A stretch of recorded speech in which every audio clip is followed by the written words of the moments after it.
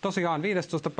reilu viikko sitten urheilukanavan viikonlopun futisputkessa Atletico Madrid Getafe Madridin paikallisottelu herätti ottelun jälkeen melkoisen palauteryöpyn, nimittäin urheilukanavan futisääni Tuomas Virkkunen intoutui tuossa ottelussa oikein syvälliseen pohdiskeluun Atletico Madridin kannattamisesta.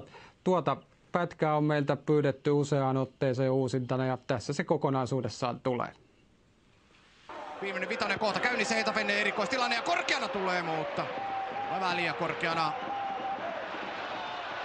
Franco nappaa pallon helposti ja Munoz huitoo jälleen. Ja sitten on Forlán ja puolittaa läpi, pelaa vielä edespäin, Maniš vastaan, Hakopo tulee vastaan, Maniš ja ohi! Voi. Atletico paikka ratkaista. Jotenkin voisi olettaa vielä, että Getafe sen maalin iskee. Se olisi jotenkin niin Atletico-maista näiden paikkojen jälkeen.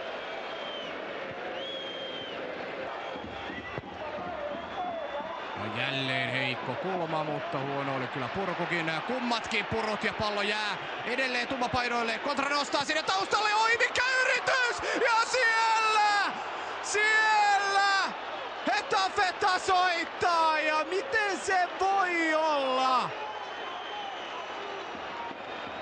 Miten se vaan voi olla? Kyllä se oli jotenkin niin tieto. Ei millään pahalla yhdellekään Atletico-fanille. Tämä on järkyttävä hieno seura, mutta se on edelleen Atletico.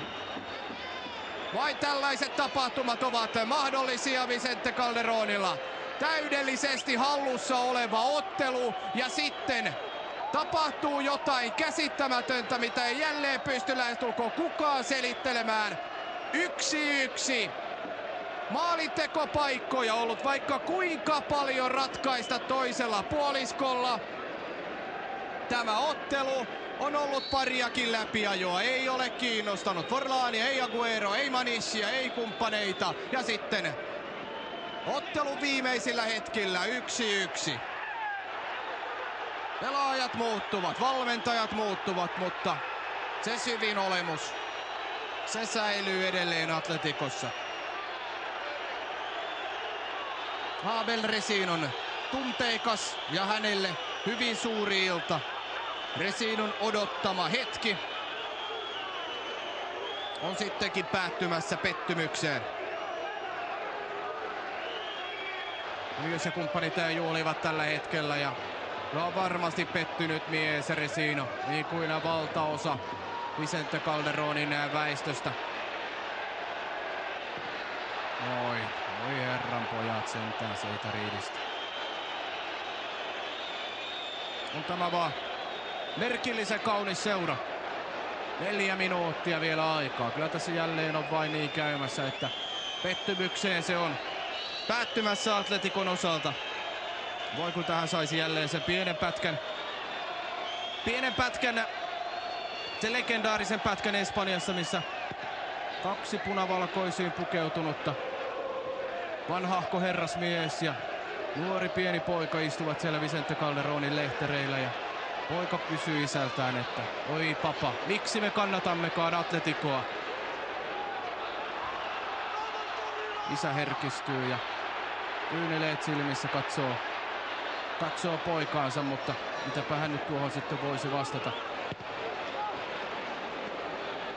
Miten selvittää ja selittää sellaista suurta,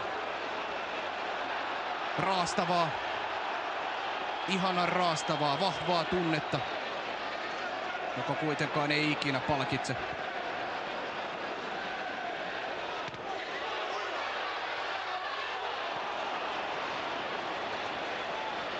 Se, joka ottaa niin kovin paljon, mutta antaa niin vähän.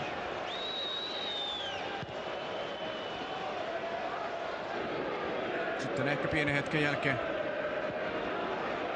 isä Pedro herkistymiseltään katsoo poikaansa ja kertoo ne sanat, mitä niin monta kertaa Atleticon aikana on kuullut. Ensi kausi, poikasi.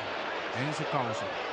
Se tulee. Silloin me olemme vahvoja. Silloin meillä on uusia pelaajia. Meillä on uusi valmentaja. Meillä on paljon rahaa. Me voitamme jopa Real Madridin derbyssä. Isä luo uskoa poikaansa. Sitten tulee se uusi kausi ja sitten tulee jälleen seuraava kausi ja sitä seuraava kausi. Ja vuodet vaihtuvat ja vierivät. Vuosikymmenet vaihtuvat.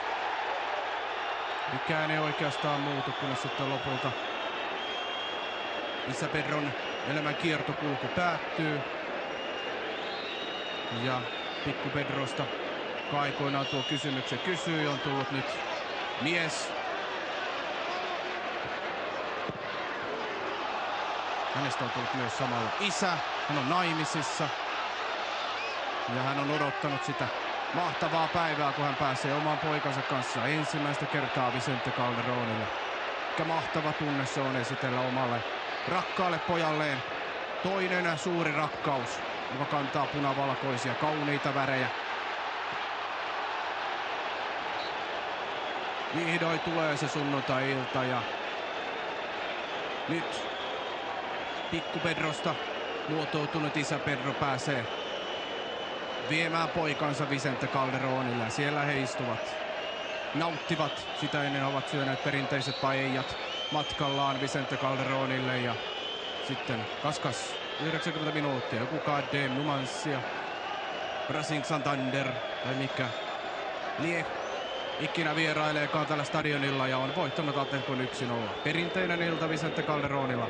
Se on päättynyt niin kuin sen pitikin päättyä.